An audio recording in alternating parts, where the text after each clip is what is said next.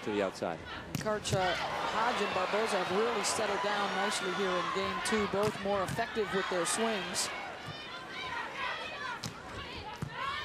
Kleinman with the pass to Kehoe. They'll go to Waller for the tip. Great catch by the Penn State defense, and Armato puts it away. Nice defensive display by both teams there, but Waller trying to get out of trouble with the tip.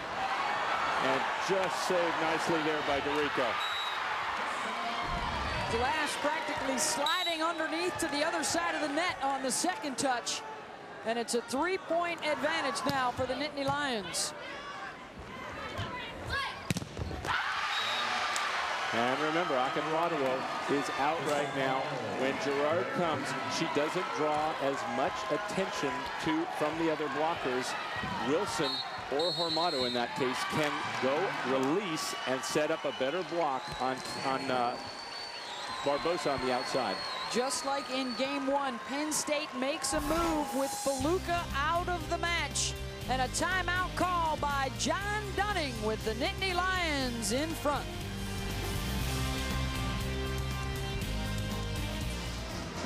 The national championship match in Sacramento. Penn State winning game 1. They are leading here in game 2. The NCAA Men's College Cup continues from Cary, North Carolina, with the championship match tomorrow. Coverage beginning at 3 Eastern on ESPN2. For more information on the 2007 Men's College Cup, go to ncaasports.com. The official online home for all 88 NCAA championships. There will be a new national champion crowned in men's soccer. Wake Forest and Ohio State to meet tomorrow, just as there was a new women's champ in Southern California. Last weekend, they beat Florida State. Waller sliding behind for the kill. Let's check in with Kathy Nelson. Thanks, Beth. I listened to the Stanford huddle, and Coach John Dunning and assistant coach Denise Corlett really trying to tinker with their block a little bit, want those middles to release earlier and close that seam. Also talked to their team about matching this great defense they're seeing on the Penn State side. They want a little bit of that on their side. You are right, Kathy, because Penn State is not known for its defense. During the regular season, number 292 out of 325 Division I programs. Part of that is because they're so good on the block, the ball never gets back to the backcourt. But if Penn State is out digging you, you are going to be in trouble. Stanford must do a better job, and they are very good at that normally. Digging in the tournament over 19 times per game. They are being outdug as well as out-hit so far in this match, and as a result, Penn State with the advantage. Alex Kleinman puts it away. 7th kill now for Alex. And this is, I would think, where Stanford really wants to make a move. Akinradawo just got back in the game in the front row. See if she can turn it on. She's been blocking well in this tournament.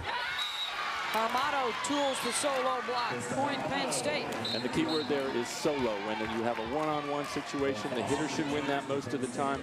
Akinradawo had no time to get there. Kleinman couldn't beat Armato on that matchup. Kehoe to Feluca. Fawcett tries to get it out of press row. Point Stanford. We are inside Arco Arena in Sacramento for the NCAA Volleyball Championship, presented on ESPN by Enterprise Rent-A-Car. Stanford gunning for a 7th national title. Penn State looking for its 2nd ever. Beth Mowens, Karch Kirai, and Kathy Nelson with you. Penn State in blue and Stanford in white. These two have been hovering around the top of the national polls all year long, along with Nebraska, a team that was knocked out in the region final this year and has left these two powerhouses, the two remaining titans this year in the game. And the block from Glass and Ariel Wilson. And Glass is one of the better blocking setters in the country.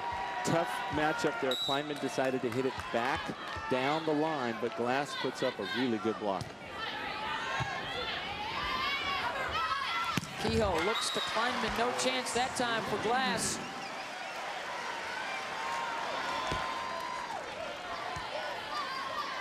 Kleinman standing up has an 8-inch advantage, much less once she gets up into the air with that big reach of hers over Glass. And now Alex with a good serve. Hodge out of the back. This is Kehoe looking to Faluka. Her tip returned. Back outside to Barboza with 3 blockers up. She still got it by.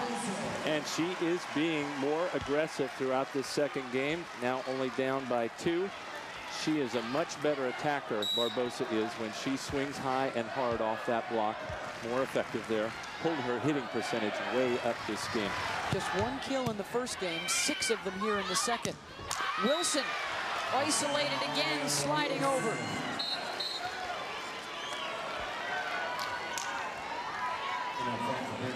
Alicia Glass, the sophomore, been their starting setter the last 2 seasons.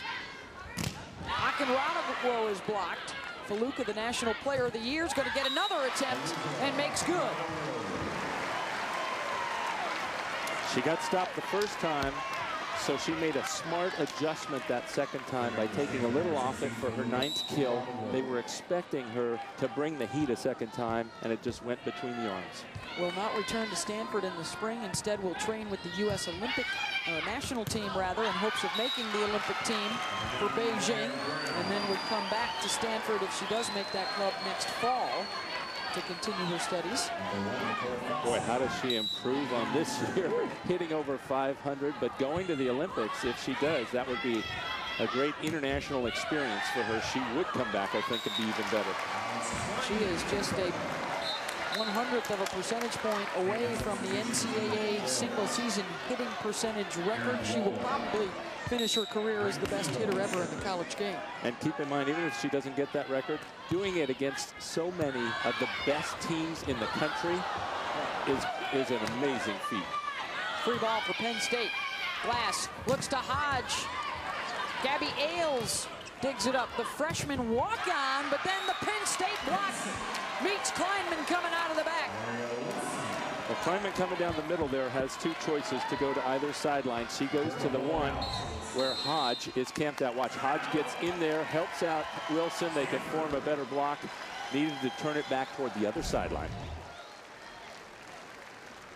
Let's take a moment now and get to know the sophomore All-American from Durham, North Carolina. Megan Hodge, sophomore outside hitter from Durham, North Carolina. I was born in St. Thomas, the U.S. Virgin Islands. Both my parents are members of the Virgin Islands volleyball national team. Some of the places I've played with USA Volleyball include Puerto Rico, Mexico, and China. My favorite weird TV show to watch is Most Extreme Elimination Challenge, just because there are a lot of random people doing crazy things. Coach Rose talked about it earlier this season. He said, Hodge isn't that great with criticism, and I'm not great with praise. So it sometimes can be a little bit of a tough relationship, but he said, I think she knows I've got her back, and I really care about her wanting to be a great player. And Doug Beal of USA Volleyball, head of USA Volleyball, said she has a very bright future ahead of her. Even though she's only a sophomore and she may not play in this Olympics, we could be seeing the makings of a great Olympic team from many of the players, including Hodge, on the court tonight. And Megan so far with 7 kills. Both of her parents played college volleyball. She's got a very high IQ for the game. And that's not the only high thing. She watch her go right over the block so often when she is, look, that is a very steep hit there, and she hit it with a great reach. Her elbow is straight. When a hitter reaches with that straight arm, it's just very difficult to stop, along with the fact that she's 6'3" and jumps so high off the ground. She touches 10-8, which means she is above the rim when she elevates to the zenith. Kehoe looks to Barboza for the kill. Cynthia's heating up now. 8th kill of the match. See if she can get, she's the team leader in aces. See if she can light them up a little. Down by 2. Would be a great time for an ace. And instead gives Penn State the point. So now they are 3 points away from taking a commanding 2-0 lead in this championship match. Kate Price, the senior from Fraser, Michigan, has battled injuries throughout her career, primarily a server and one of their best passers. And Megan Hodge finds the deep corner for the kill. But it started with Whole House on defense, making a wonderful stop on Waller. then the transition, and you see how Hodge loves to just come barreling in like a freight train and hit that ball to the deep corner. Kehoe looks to Gerard, and she uses the block. Once again, Akinradowo out, and now will return and get back in there to try and salvage game 2 for the Cardinal. If Stanford had to be down by 3, they'd much rather have Akinradowo coming in just like now. And things are lined up for a comeback for them. Fawcett out of the back with the big swing. And 4 game points for Penn State.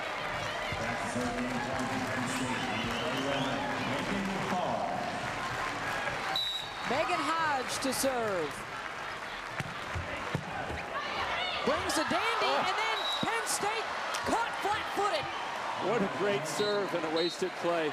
Ailes just sticking an arm out. Nobody was even within 10 feet of that ball. She made a wonderful play on that. Penn State has to be ready for that free ball. Another game point now on serve receive this time from Lippman.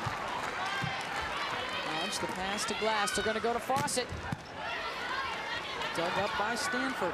Kleinman blocked, and it's down, and Penn State takes a 2-0 lead in the national championship match over top-seeded Stanford.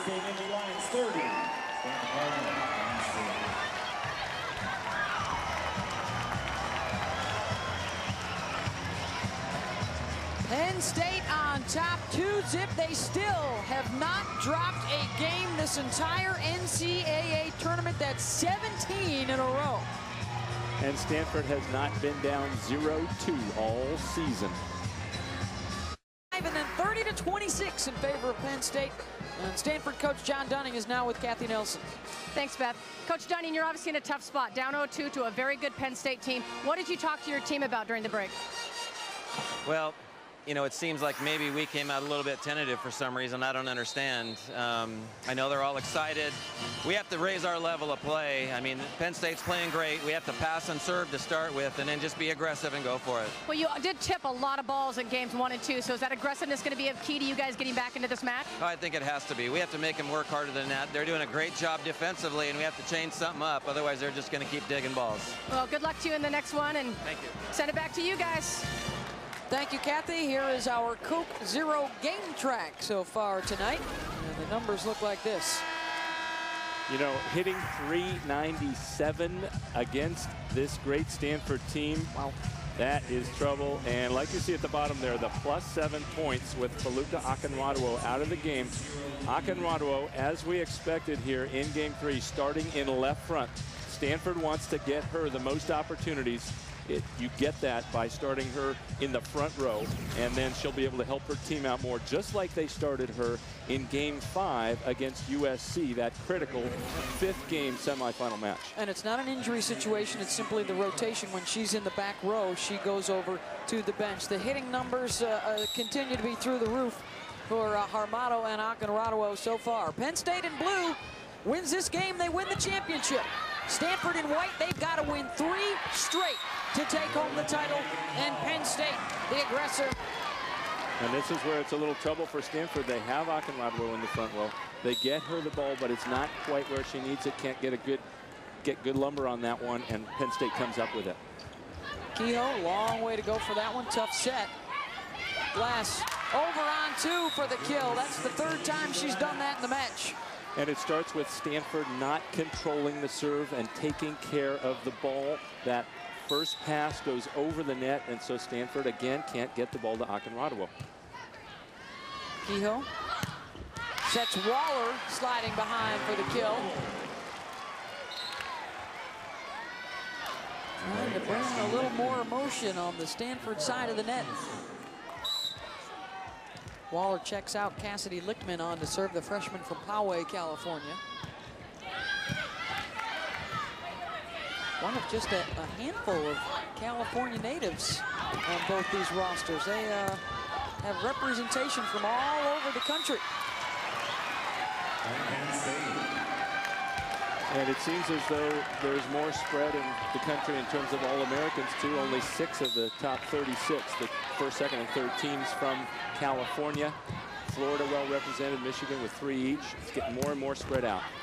It was the craziest tournament in NCAA history. The most seeds eliminated in the first 2 rounds ever, with 6 of the 16 top seeds all going out. There were a lot of volleyball fans that thought Nebraska and Texas might be here, but on a dark day for the Big 12, they were both eliminated in the regional final by Pac-10 teams. And at the end of the day, Karch, it's like it's always been. The Pac-10 had 3 of the 4 teams here, and we end up with 2 of the top programs in history duking it out in the final. In fact, it was 3 out of 4, 3 out of 4, 3 out of the last 4 years. Yeah. The Pac-10 has had that alignment. Very impressive by the Pac-10 conference. Now in Southern California, where the other 2 teams here, they were both eliminated in the semis. And the Pac-10 has, in fact, won 5 of the last 6 titles. Nebraska broke through last year to win it. And, in fact, Nebraska bookended both of those. 2000 and 2006, Nebraska, with a great program, upset by Cal last Saturday in the regional final. Alicia Glass, the quick set to Arielle Wilson. There's been a lot of talk all year about the top 2 freshmen in the country, and Alex Kleinman here with Stanford and Julianne Fawcett at Texas. But I think late in the season, you got to put Wilson in the discussion as well. It's a threesome. Yes, you do. Russ Rowe's not going to be minding having her back for 3 more years. Francie Gerard, the senior, trying to extend her season a little longer tonight and finish up her career with what would be a 2nd national championship. Here's the other senior and a starter on that 04 championship squad, Bryn Kehoe. Fawcett long. No spin on that ball, but Penn State got the offensive setup it liked. Good pass, just that there was not any snap of the wrist by Fawcett. Flies out of bounds. Fawcett and Hodge with double-digit kills for Penn State. Kleinman and Akinrado in double figures for Stanford so far. Fawcett's going to get another rip at it. Ailes with the pass to Kehoe. They look to Waller, blocked by Fawcett. Kleinman with the tip and a chance for Penn State. Wilson calling for it in the middle, no. Kehoe looks to Kleinman, yes. And you can see Kleinman coming in off the sideline that time with her 11th kill. Penn State has to move that block in. Watch, it comes about 5 feet in. There's a lot of angle to hit at. She hit inside the block, but to the deep corner. That's far. The block was set too far outside that play.